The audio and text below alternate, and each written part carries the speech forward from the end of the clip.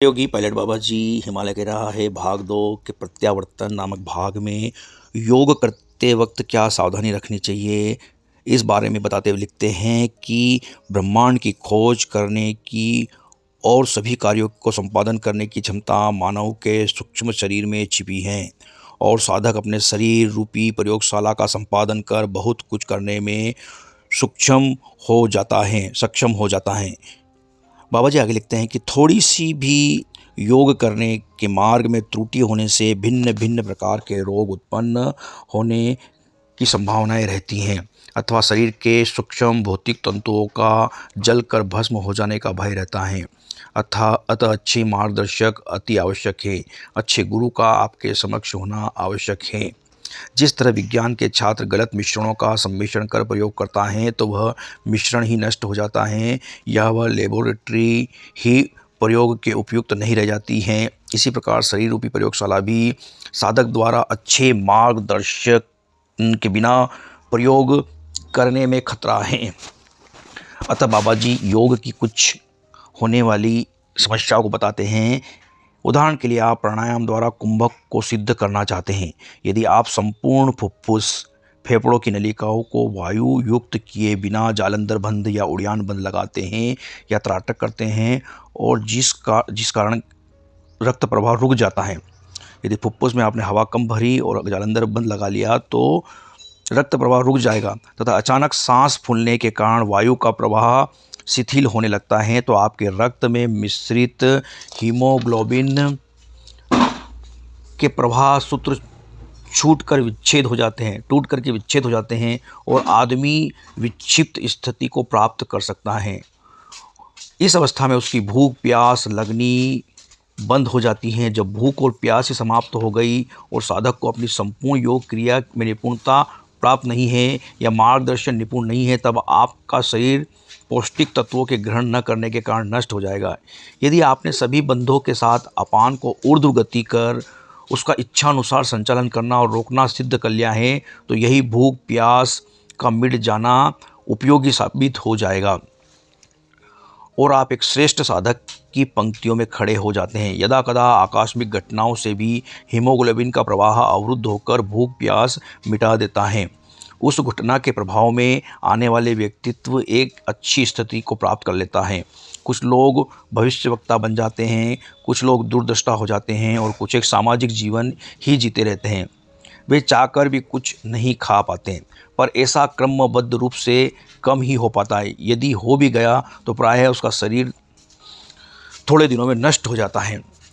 योग के लिए उचित मार्गदर्शक की आवश्यकता क्यों है, इस बारे में आगे बाबा जी लिखते हैं कि खेचरी मुद्रा के अभ्यास में और वज्रोली क्रिया का साधना में भी बहुत भय है। वज्रोली में इतना भय है कि यदि भीतर कुछ हो गया तो साधक का बच पाना मुश्किल हो जाता है क्योंकि डॉक्टरों की पहुंच ही वहां तक नहीं हो पाती है।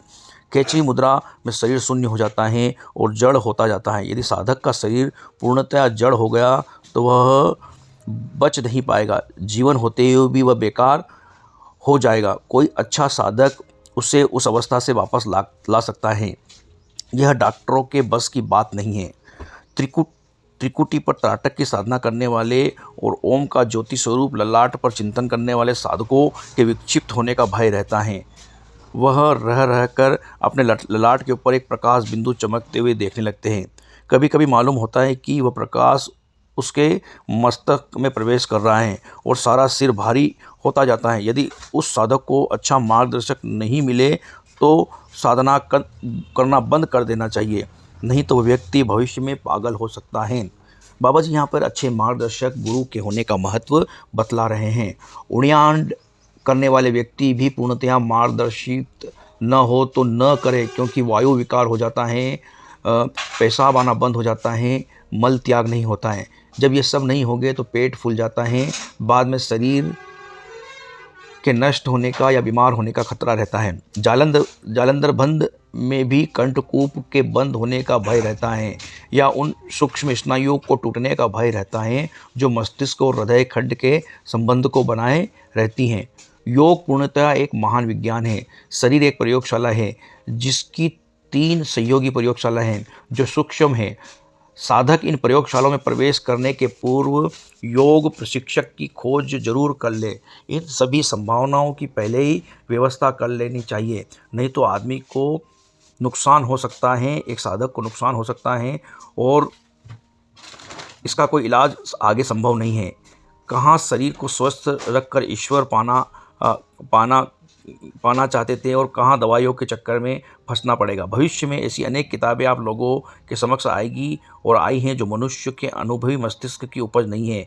वे व्यापारिक उद्देश्य से योग के बारे में लिखी गई हैं, जिसमें प्रयोगकर्ता ने केवल पढ़ करके कुछ लिख दिया है। आम दुनिया के लोगों के समक्ष बहुत सी घटनाएं घटती हैं। विज्ञान उसका हल खोजने में लगा है। जिस प्रकार सूरज के प्रकाश से पानी के ज़्यादा सूख जाने से या वर्षा न होने के कारण बहुत से देश सूखे के शिकार हो जाते हैं, क्योंकि आकाश में पानी का दबाव न होने के कारण कार्बन डाइऑक्साइड कार्बोहाइड्रेट नहीं बना पाते हैं और कार्बन डाइऑक्साइड फोटोसिंथेसिस द्वारा जैव पदार्थ में बदलकर पोषक तत्वों का निर्माण नहीं कर पाता। पानी के अभाव के कारण संपूर्ण हरितिमा सूख जाती हैं, शैवाल भी मर जाते हैं और इसका अभाव में सूरज की किरणें हीमोग्लोबिन क्लोरोफिल का निर्माण करना बंद कर देती हैं। अल्ट्रावायलेट किरणों का प्रभाव ज़्यादा होने के कारण सूखा पड़ जाता है। इसी प्रकार शरीर रूपी भूमि में हीमोग्लोबिन की कम होने से सूखा पड़ जाता है। सूखाग्रस्त क्षेत्रों में पानी के दबाव को बढ़ाकर मिटाया जा सकता है। उसी प्रकार अनुभवी मार्गदर्शक साधक को सुषुम्ना पर प्रभाव डालकर भूख प्यास पुनः जागृत कर सकता है, अवरुद्ध कंठ को खोल सकता है। यहाँ तक तो साधक अपने शरीर के भौतिक तंत्रों से घिरे स्नायु मंडल से युक्त भौतिक खंड में प्रवेश करते समय विघ्नों पर ध्यान देता है।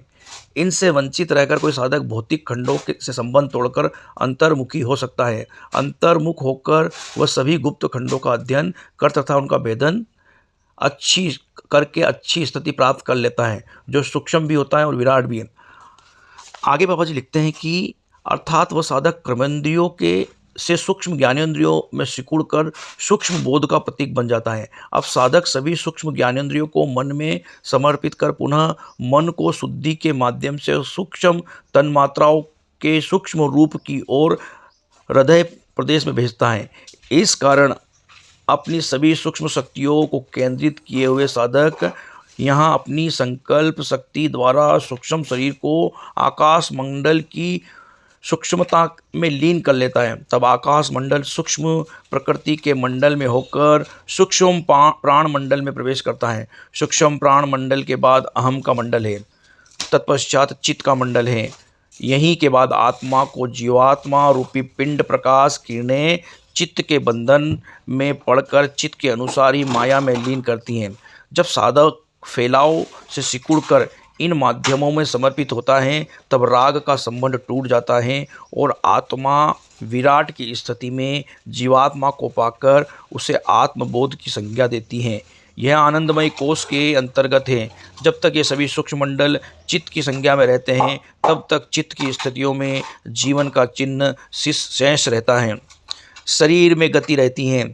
जब आत्मा का चित्त से संपर्क टूट जाता है और आत्मा अपनी मूल स्थिति को प्राप्त कर लेती है, तब आत्मा का तेज आत्मलीन हो जाता है। तब साधक की आत्मा मुक्त हो जाती है, शेष तीनों शरीर जड़ हो जाते हैं, अर्थात जीवन के चिन्ह नष्ट होकर मृत्यु का संकेत दे देते हैं। इस स्थिति में वह आत्मा पुनर्जन्म नहीं लेती। आत्मा न करता है न भोगता, वह तो मात्र चित्त के राग में पड़कर बंधन में पड़ जाती हैं। योगी जन इन सभी तन्मात्राओं के माध्यम से सूक्ष्म कारण शरीर को लेकर आत्मा को साथ लेकर बाहर निकल जाते हैं। तब केवल स्थूल शरीर ही जड़ता को प्राप्त होता है। बाबा जी आगे लिखते हैं, विद्या अविद्या के कारण छाए हुए इस असत्य के भ्रम को मिटा देती है। चेतना जड़ से संबंध तोड़ लेती है। यहाँ पर मात्र शरीर मरता है।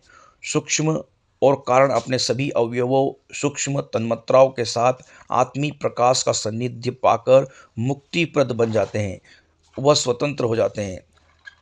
यहाँ पर वह योगी सब कुछ भी हैं और कुछ भी नहीं है। साधक को ज्ञात है कि स्थूल सूक्ष्म कारण ये तीनों शरीर हैं जो जड़ हैं। ये संस्कार तन्मात्राओं से संबंधित बीज रूप हैं जो महातत्वों से परे प्रलय के समय में भी अपना अस्तित्व बनाए रखते हैं। यदि आत्मा की प्रकाश किरणें इन तीनों शरीरों पर नहीं पड़ती हैं तब आदमी मरा हुआ कह दिया जाता है। बाबा जी आगे लिखते हैं कि यहाँ पर योगी सभी सूक्ष्म महाभूतों के अवयवों के साथ बाहर चला जाता है, अतः यह पूर्ण समाधि है, महासमाधि है। वह योगी सूक्ष्म अवयवों के साथ संकुचित होकर चित्त के विग्रह के बाद आत्मा में ही बैठकर वह चाहे तो विराम करता है या फिर भ्रमण कर सकता है। यदि वह विराम स्थिति में ही रहे तो वह जड़ समाधि है। यदि वह चेतना में अन्य लोकांतरों में भ्रमण करता है तो वह चेतन समाधि है।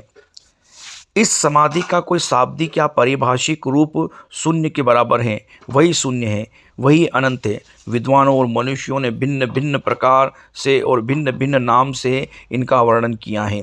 आगे बाबा जी लिखते हैं कि योगी अपनी इच्छा अनुसार चेतना प्रकट कर भौतिक शरीर में वापस आ सकता है और अपने शरीर में प्रवेश कर सकता है। वही प्रकाश आत्मा का प्रकाश है। यही प्रकाशीय संश्लेषण तरंगे या किरणें शरीर रूपी पिंड ब्रह्मांड के जलीय स्तर में पलकर शैवाल और अमीबा की तरह रहने लगती है, अर्थात मुक्ति और वासना रूपी शाखाओं में दोनों प्रकार की वृत्तियों के साथ जुड़कर रहने हेतु निर्माण करती रहती हैं। यदि प्रकाश की ये तरंगे मात्र वासना रूपी शाखा पर पड़ती है तो वह जीव सांसारिक भोग माया में इतना लिपट जाता है कि उसे अपने अस्तित्व का बोध हो ही नहीं सकता। जब ये प्रकाश तरंगे मुक्ति रूपी शाखा पर पड़ती हैं तब वह आत्मा बोधि तत्व को जान लेने के बाद समाधि को प्राप्त होती हैं। तब जीवात्मा अपने अस्तित्व को जान लेती हैं। बाबा जी आगे लिखते हैं कि अंतर्मुखी योगी अपनी इच्छा अनुसार अपनी प्रकाश तरंगों को संचार कर भिन्न भिन्न अंशों में स्थित तत्वों के केंद्र पर डालकर उसे विभूषित करके उसका संपूर्ण ज्ञान प्राप्त कर लेता है। बाबा जी आगे स्पष्ट करते हैं कि वह अपने संस्कार रूपी बीज को भी प्रतिबिंबित कर उसे विशाल वृक्ष का रूप देकर अपने कई जन्मों की जानकारी प्राप्त कर लेता है, अर्थात उसे अपने कई जन्मों के जानकारी उसे प्राप्त हो जाती है। संस्कार मृत्यु के समय भी सूक्ष्म तत्वों के साथ जीवात्मा को कर्ता और भोक्ता के बंधन में डालकर साथ ही आता और जाता है। अपने ही लक्ष्य और नूतन निर्माण के लिए वह जन्म और मृत्यु के बंधन में डालता रहता है और जीवात्मा कर्म रूपी डोरी में बंधे हुए से पानी निकालता है, पिलाता है। एक ओर जल निकालता है तो दूसरी ओर उसे भरता है। इस संस्कार रूपी कूप में जब प्रकाश पुंज पड़ता है तब कुआं प्रकाशित होकर संपूर्ण कृतक्रमों का लेखा जोखा उस योगी के समक्ष रख देता है। भ्रुकुटी पर स्थित संगम ईड़ा पिंगला सुषुम्ना का मिलन जब होता है तो प्रकाश की लहरें कपाल में स्थित सूक्ष्म शरीर के मंडलों में तीसरी दरार के रूप में नजर आती हैं। पिंड पर पड़ते ही योगी अपने आप को उन योनियों में भटकते पाता है जिन्हें जन्मों से वह गुजरा है और वह ज्ञान भी प्रकाश के रूप में संचित हो जाता है। चेतना का स्थूल में प्रादुर्भाव होते ही बुद्धि और मन के माध्यम से स्मृतियाँ सजीव हो जाती हैं और वह योगी अपने अनेक जन्मों के बारे में जान लेता है। इसी प्रकार वह दूसरे के संस्कारों को भी प्रकाशित कर जान सकता है। बाबा जी आगे लिखते हैं कि इसी तरह से जब वह महापुरुष के पंचभूतात्मक स्थूल इंद्रियों से संबंध तोड़कर ज्ञानात्मक बोध में विचार तरंगों को या अपनी संकल्प शक्ति द्वारा संचालित आत्मीय प्रकाश को अंतःकरण चतुष्ट मन बुद्धि चित्त और अहंकार के माध्यम से सभी भौतिक और सूक्ष्म क्रियाओं को बारी बारी से संपादित करता है तो उसे उनकी सूक्ष्म क्रिया भी स्थूल की तरह दृष्टिगोचर होने लगती हैं। ऐसे ही आत्म तत्ववेता अपने प्रभाव क्षेत्र से प्रकाश तरंगों को सभी मंडलों तक भेजकर विचार तरंगों के माध्यम से सूक्ष्म लोकों के सूक्ष्म जीवों और तत्वों की जानकारी प्राप्त कर उनमें निहित आत्मा से संबंध स्थापित कर लेता है। अर्थात जब विचार तरंगे आत्म प्रकाश से प्रकाशित आकाश के सूक्ष्म मंडल पर पड़ती हैं तब वह सूक्ष्म स्थूल के सदृश विराट और विशाल बनकर अपने स्वरूप प्रकट कर योगी के भ्रमण के लिए आकाश का क्षेत्र खोल देती हैं। योगी अपनी विचार तरंगों को किसी भी नक्षत्र, तारे, उपग्रहों पर भेजकर या उसका दिव्य अवलोकन कर वहाँ के सूक्ष्म अणुओं और तत्वों को देख सकता है। वह अनंत आकाश में किसी भी स्वरूप को क्षण में ही खोज कर संग्रह कर सकता है। इसी प्रकार पृथ्वी के सूक्ष्म मंडल को प्रकाशित कर वह भूमंडल पर गुप्त से गुप्त वस्तुओं की जानकारी प्राप्त कर सकता है। वह पृथ्वी के भीतर छिपे तत्वों की खोज कर सकता है और पृथ्वी के ऊपर परिचित अपरिचित सभी जीवों के रहस्य को भी समझ सकता है। बाबा जी आगे लिखते हैं कि सूक्ष्म प्राण तरंगों को मंडलों पर भेजकर वह प्राण की गति और वायु का प्रवाह देख सकता है। सूक्ष्म से सूक्ष्म धमनियों को प्रवाहित होते हुए वह जान लेता है। वह ईड़ा, पिंगला, सुषुम्ना की स्थिति और गति को प्रत्यक्ष देखने लगता है। वह वायु में गमन करने वाले सभी गुप्त जीवों और देवी देवताओं का प्रत्यक्ष दर्शन कर सकता है।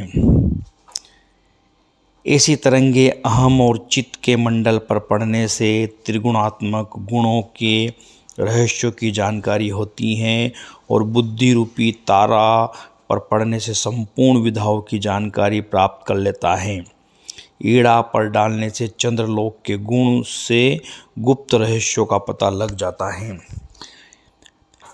यह प्रकाश जब पिंगला पर पड़ता है तो सूर्यलोक की जानकारी हो जाती है और सुषुम्ना पर डालकर पिंड, ब्रह्मांड और संपूर्ण ब्रह्मांड के अस्तित्व को समझकर उस परम पिता परमेश्वर की सूक्ष्म से सूक्ष्म विधियों का अवलोकन कर ब्रह्मत्व में घुलन, मिलन और विसर्जन की क्रिया जान लेता है।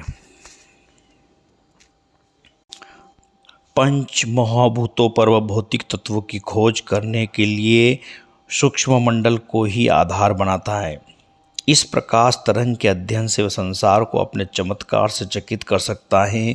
कुंडलिनी शक्ति रूपी सर्पिणी को वह क्षण भर में ही उस प्रकाश का ताप देकर जगा सकता है। शरीर की किसी भी अवस्था को वह उसके द्वारा संकल्प करके प्राप्त कर सकता है। बाबा जी आगे लिखते हैं कि शरीर तीन है, आत्मा विशिष्ट है, तीनों शरीर जड़ है। ईड़ा, पिंगला, सुषुम्ना और कुंडलिनी ये सभी शक्तियाँ आत्मा के बिना जड़ हैं। जब सूक्ष्म तन्मात्राएं आत्मा से प्रभावित होकर इन्हें क्रियात्मक रूप देती हैं तब वह सजीव होकर चित्त के बंधनों से मुक्त होकर कर्म बंधन में बंध जाता है। मृत्यु के उपरांत जो शक्तियाँ संग्रहित होकर बाहर जाती हैं वे भी समर्थ हैं। इसलिए देखा गया है कि मृत्यु के बाद भी कुछ आत्माएं भौतिकता में रुचि रखकर छेड़छाड़ करने लगती हैं, जिन्हें भूत प्रेत की संज्ञा दी जाती हैं। बाबा जी आगे योग में निपुणता प्राप्त करने पर क्या प्राप्त होता है समझाते हुए लिखते हैं कि योग में निपुणता प्राप्त करने के लिए शरीर त्रय, भौतिक, सूक्ष्म और कारण के रहस्यों को जान लेने के लिए स्थूल शरीर को ही माध्यम बनाया जाता है। इसे सुदृढ़, स्वस्थ एवं संचालित करने के लिए आसन प्राणायाम द्वारा सुरक्षित रखना जरूरी है। यदि यही नहीं है तब हम कुछ भी करने में समर्थ नहीं होंगे। जब हम ही नहीं तो क्या होगा। इन्हें स्वस्थ रखने वाली आसन प्राणायाम की क्रियाओं को आज का जगत व्यवहारिक योग के रूप में समझकर अंतर्मुख खंडों को बेकार कर देता है, जबकि बिना कुशल प्रशिक्षक के इन अंगों को छेड़ना भी गुनाह है, क्योंकि ये इतने सूक्ष्म हैं कि थोड़ा भी गलत प्रयोग से स्वतः समाप्त हो जाते हैं। कुशल प्रशिक्षक एवं आध्यात्मिक गुरु के बिना कोई भी बुद्धिजीवी इनका प्रयोग न करे, चाहे वह कितने ही बड़े विद्वान या सिद्ध पुरुष द्वारा वर्णन की गई हो। मेरे द्वारा वर्णन की गई ये अनुभूतियाँ आपके लिए उपयोगी हो सकती है, तब भी इसका आप पाठक वृंद स्वतः प्रयोग न करें। हर क्रिया की एक खास विधि है। उस विधि और मंत्र का कभी हम वर्णन नहीं करते और न लिखते हैं। ऐसा आध्यात्म गुरु द्वारा हमेशा प्रतिबंधित होता है। यही योग और आध्यात्म की कसौटी है। गुप्त भेद है जिसका प्रयोग हम उपयुक्त पात्र की प्राप्ति पर ही करते हैं। यह पंचम वेद के रूप में समझिए। बाबा जी आगे लिखते हैं कि कोई भी बुद्धिजीवी, वैज्ञानिक, रसायनज्ञ, गणितज्ञ या साहित्यकार अथवा रोमांचकारी जीवन से प्राप्त करने वाले व्यक्ति अपने भौतिक जीवन में इसे उतारना चाहे तो वह हमसे संपर्क करें, या वे मेरे चित्र को लेकर अपने दिमाग में बिठाकर अपनी इच्छा युक्त विचार तरंगों को बार बार मेरे पास भेजने का प्रयास करें। यदि कोई किसी देवी देवता का साधक है या योगाभ्यासी हो तो वह उन्हीं के माध्यम से भ्रुकुटी पर ध्यान को अवस्थित कर चिंतन करे। मैं कहीं भी हूँ, ऐसे साधक को स्वप्न के माध्यम से मार्गदर्शन मिल जाएगा, या मैं अपने सूक्ष्म शरीर के सहारे उसे पथ प्रदर्शित कर दूंगा। चाहे वह विश्व के किसी भी कोने में प्रयोग करें, मैं 3 दिन के प्रयास में अवश्य मिल जाऊंगा। वह किस मार्ग का प्रतीक है, उसका संस्कार किससे संबंधित है, उसका मैं उपनयन कर जाऊंगा। मैं ज़्यादातर हिमालय के पिंडारी ग्लेशियर की गुफा में रहता हूँ, जो नंदा देवी, नंदा घाट, प्वाली द्वार, बरकटिया, बलगुरिया और नंदाकोट बलजुरिया हिमालय के प्रसिद्ध शिखरों के मध्य पिंडारी नदी के उद्गम स्थल पर स्थित है। गुफा 13,000 से लेकर 18,000 फुट की ऊंचाई पर स्थित है। यहाँ और अनेक गुफाएं हैं जिनमें यदा कदा महापुरुषों का निवास रहता है। मेरा महापुरुषों का सानिध्य में रहते हुए यह प्रयास रहेगा कि सैकड़ों वर्ष तक मैं इसी अवस्था में रहकर विश्व की आने वाली पीढ़ियों के मानव को आध्यात्मिक चेतना का प्रकाश देता रहूं। कोई भी वैज्ञानिक किसी भी तरह की खोज में, चाहे वह अलौकिक हो या लौकिक, यदि असफल होकर निराशा के कगार पर खड़ा हो जाए तो वह हम से अवश्य संपर्क स्थापित करे। मैं उसके लक्ष्य का भेदन अध्यात्म की कसौटी पर कस कर करा दूंगा। आज का वैज्ञानिक यदि ग्रहों, तारों पर या आकाश के अन्य लोकों में जीवन अस्तित्व को न खोज पाए और न प्रमाणित कर पाए तो वह मुझसे संपर्क स्थापित करे। मैं उन सभी वैज्ञानिकों को थोड़े दिनों के प्रयास में ही उन जीवों से संबंध स्थापित कराकर उन लोगों का भ्रमण सूक्ष्म माध्यमों से करा दूंगा। उन्हीं के द्वारा आविष्कृत टेप रिकॉर्डर और फोटोन प्रकाश द्वारा उनके चित्रों और आवाज़ को भी टेप करा दूंगा। ध्यान रहे, यह पुस्तक मोबाइल के आविष्कार के पहले लिखी गई है। बाबा जी आगे लिखते हैं कि वैज्ञानिक यह ख्याल रखे कि मैं भी एक मनुष्य हूँ। कई श्रेष्ठ जन्मों के परितोषित रूप से मैंने इस आध्यात्म प्रकाश को प्राप्त किया है। उन महान योगियों के सानिध्य में रहकर जो आज 5,000 वर्षों से पूर्व की स्थिति में ही आज भी विद्यमान हैं। मेरे ही आसपास श्रेष्ठ आत्माएं समाधिस्थ होकर यदा कदा भ्रमण करती रहती हैं, जिनका मैं थोड़े शब्दों में वर्णन करता रहता हूँ। इन महात्माओं से भी संबंध स्थापित किया जा सकता है। आगे बाबा जी मथुरादास बाबा जी के बारे में वर्णन करते हुए लिखते हैं कि मथुरादास बाबा जी जिन 24 महासंतों का बालड़ बाबा जी ने वर्णन किया है, उन 24 संतों में से एक हैं। इनके ही पवित्र और महान विचार तरंगों से प्रभावित होकर विश्व को संरक्षण मिला है। मथुरादास बाबा जी के बारे में बालड़ बाबा जी वर्णन कर रहे हैं। नहीं तो विश्व के राजनीतिज्ञों ने तो विश्व को कब का विनाश की श्रृंखलाओं में लाकर पटक दिया होता। मथुरादास बाबा, सोमवारी बाबा, अवतार बाबा, सर्वेश्वरानंद, महाअवतार बाबा, नगीनागिरी बाबा, काशीनाथ जी, सुंदरनाथ बाबा, निखिलेश्वरानंद, हरि बाबा, परमानंद आदि श्रेष्ठ महाभूतियाँ हिमालय की इन्हीं श्रृंखलाओं से जुड़ी हुई हैं। अवतार बाबा, महाअवतार बाबा कृष्ण के साथ के हैं। लोमश ऋषि रामायणकालीन युग से भी पहले के हैं, जिनका संपूर्ण शरीर एक भालू के सदस्य हैं, केवल चेहरा आदमी की तरह है। इन्होंने पृथ्वी को कितनी बार विनाश और उत्पन्न होते देखा है। मैं अवतार बाबा के शिष्य हरि बाबा से दीक्षा प्राप्त कर योगी राज गोरखनाथ जी के सानिध्य में हिमालय कि मुस्तांग से लेकर मुक्तिनाथ चोटियों में रह रहा हूँ, जो आज नेपाल का एक पवित्र तीर्थ स्थल बना है। अब भी मैं यदा कदा गोरखनाथ जी और हरि बाबा जी के पास जाकर ठहर जाता हूँ, या वे ही मुझे यदा कदा मिल जाते हैं।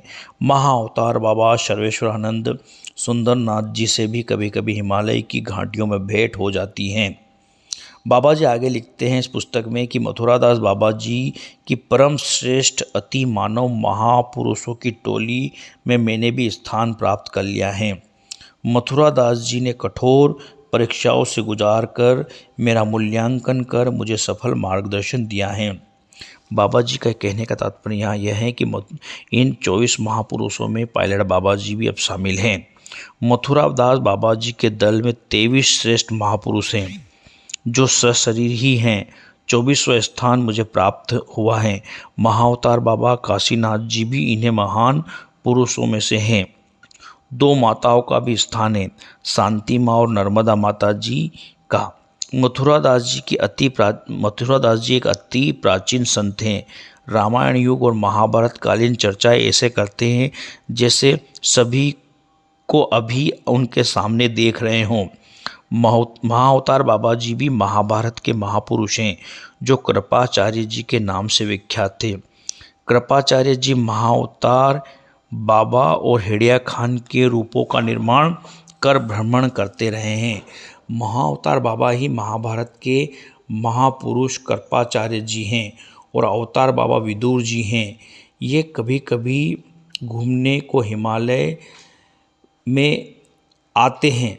जो इन्हें जिस रूप में जानता है वे वैसे ही करते हैं, कभी हेड़िया खान तो कभी महाअवतार। परंतु हेड़िया खान रूप को उन्होंने काली गंगा और गोरी के संगम पर लुप्त कर दिया है, जो हिमालय के कैलाश यात्रा के पथ पर जोली देवी स्थान पर धारचूला से थोड़ा पहले जुड़ता है। हम हिमालय वासियों के समक्ष वे जल में समाविष्ट हो गए। बाबा जी आगे लिखते हैं कि इन महापुरुषों की टोली ज़्यादातर हिमालय के पिंडारी खंड में रहती हैं। ये यदा कदा पिंडारी की गुफा में इकट्ठा होते हैं या कभी कभी अन्यत्र लोकों, नक्षत्रों, ग्रहों तथा इस भूमि का भ्रमण हेतु निकल जाते हैं।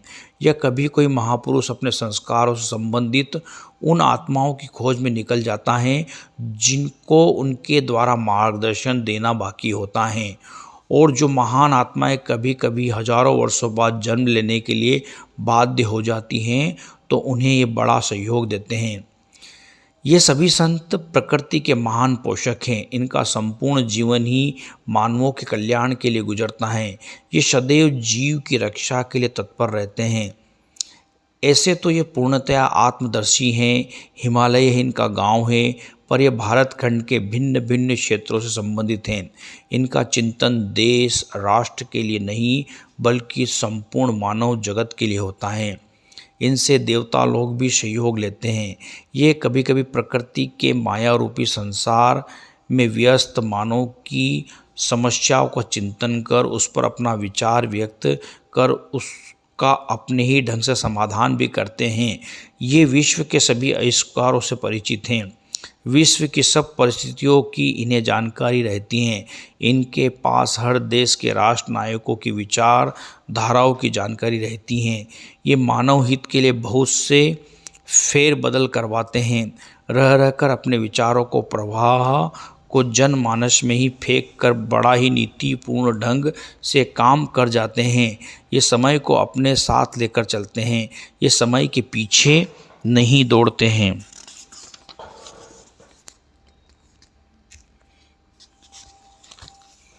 अगले भाग में हम पढ़ेंगे विश्व युद्ध टालने में इन महापुरुषों का क्या योगदान है।